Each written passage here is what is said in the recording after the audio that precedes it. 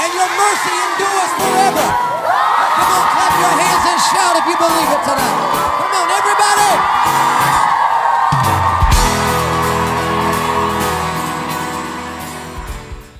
He's taught me a lot of things, but some things that he's taught me is that a lot of times, sometimes that you need to, when you study the Bible, you're not supposed to be like, oh my gosh, I need to study the Bible. You can just like read it, and then you need to take the words actually in, and then a lot of times you can use them during your real life.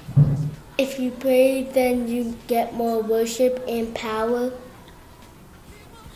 Well, he talks about a lot of the people in the Bible, and each Sunday is different. Some Sundays he'll be in the New Testament, and other Sundays he'll be in the Old Testament. Well, he talks about like the birth of Christ and like Christmas and all that kind of stuff. How do you say it? How that what he does doesn't come instantly. There's always a reason behind everything. One thing Pastor taught me is that you have to stay like true to yourself. I just realized that like being a man of God, it can't just be that Sunday type of business. It has to be 24/7. So it's really just show that no matter where you go, to shine your light. It is like okay to be different. Well, he taught me about fasting. It helps you get closer to God. And then he also taught me about, those guys that had a disease and stuff. Well, they were somewhere and they were calling God, and they had these disease, and it's called leprosies.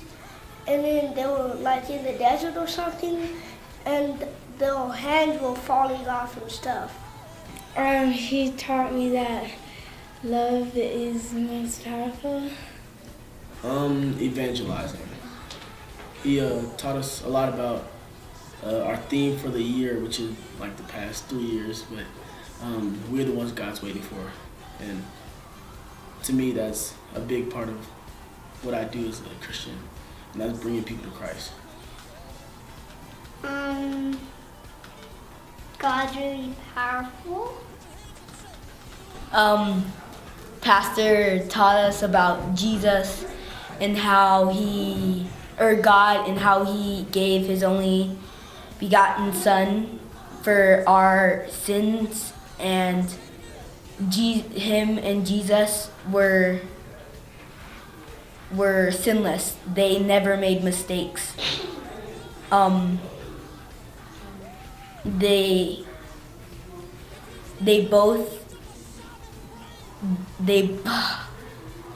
Jesus died on the cross to wipe off all of our sins, and there's just a lot of things.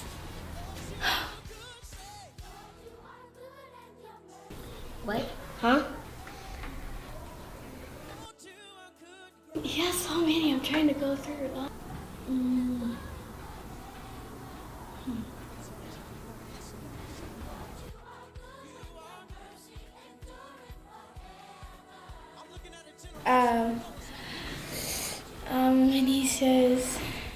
When he says,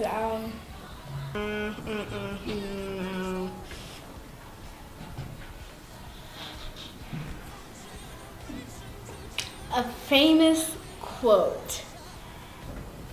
It's a jungle out there.